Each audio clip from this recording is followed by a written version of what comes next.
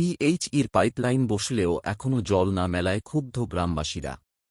আরেকদিকে জায়গায় জায়গায় পাইপ ফেটে জলমগ্ন রাস্তাঘাট, সমস্যায় সাধারণ মানুষ।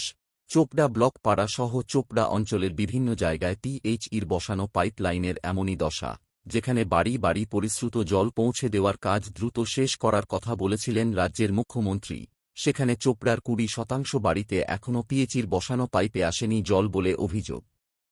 জল না পৌঁছানোর মূল কারণ যেটা দেখা দিচ্ছে তা হল একাধিক জায়গায় পাইপ ফেটে যাওয়া সহ বহু জায়গায় মেইন পাইপ লাইনই বসানো হয়নি বলে অভিযোগ। এ বিষয়ে চোপড়া গ্রাম পঞ্চায়েতের প্রধান জিয়ারুল রহমান বলেন, ঠিকাদারের অতি ঢিলেমির কারণে কাজ এগোচ্ছে না। এ বিষয়ে আমরা চোপড়া বিডিওর সাথে দফায় দফায় আলোচনায় বসেছি। কিভাবে অতি দ্রুত এই কাজ সম্পূর্ণ করা যায় তা আমরা খতিয়ে দেখছি।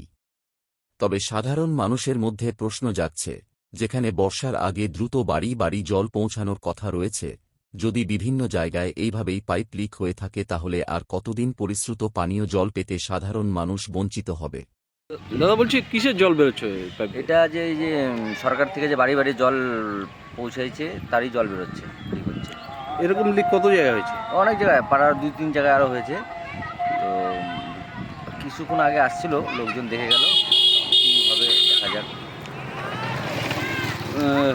এমনি বাড়ি বাড়ি নলকূপ দিয়েছে? হ্যাঁ, মোটামুটি অনেক বাড়িতে দিছে, কিন্তু অনেক বাড়িতে দেওয়া হয়নি এখনো। সেই নলকূপে কি জল আসছে? না, আসছে না। কি কারণ জল আসছে না? ওনারা তো বলে গেল যে এই যে ইসে হচ্ছে, যে লিক হচ্ছে, লিকেজের জন্য জল পাচ্ছে না বাড়ি বাড়ি। তার মানে কি সঠিকভাবে কাজ হয়নি নাকি? হয়তো। প্লাস হচ্ছে আমাদের যে এই যে জলগুলো যে দিচ্ছে, রাস্তা যে পুরো হয়েছে, রাস্তাগুলো এখনো অব্দি ঠিকমতো মানে ঢালাই করেনি, এভাবেই আছে। কি নাম আপনার? প্রদীপ কুমার দাস। এই জায়গাটা কোথায়? চোপড়া ব্লক পাড়া। দাদা বলছি, এই জল বেরোচ্ছে কাজ চালু হওয়ার আগে, কি বলবেন?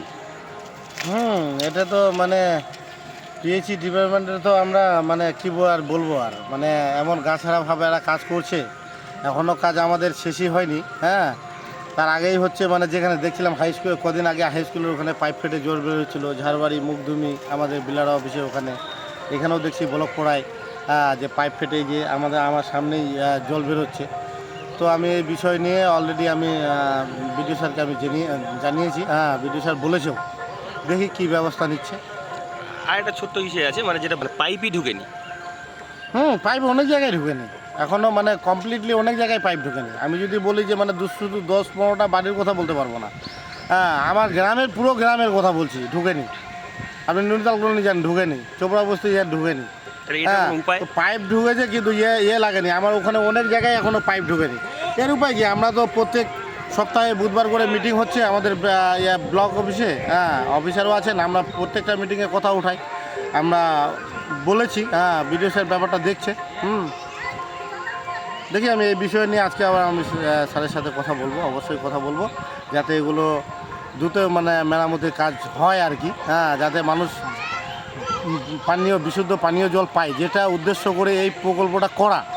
মানুষ এখনও তার পরিষেবা কিন্তু পাচ্ছে না। আমাদের চোপড়াতে মাত্র 12-13% মানুষই হয়তো পাচ্ছে আমার মনে হয়। ওনারা বলছেন 25%, কিন্তু আমার মনে হয় না 25% মানুষ এখনও জল পাচ্ছে। 100% তো দূরে কথা। কতদিন যে লাগবে এই কাজ কমপ্লিট হতে, তার এখনও কোনো আমি হদিশই পাচ্ছি না।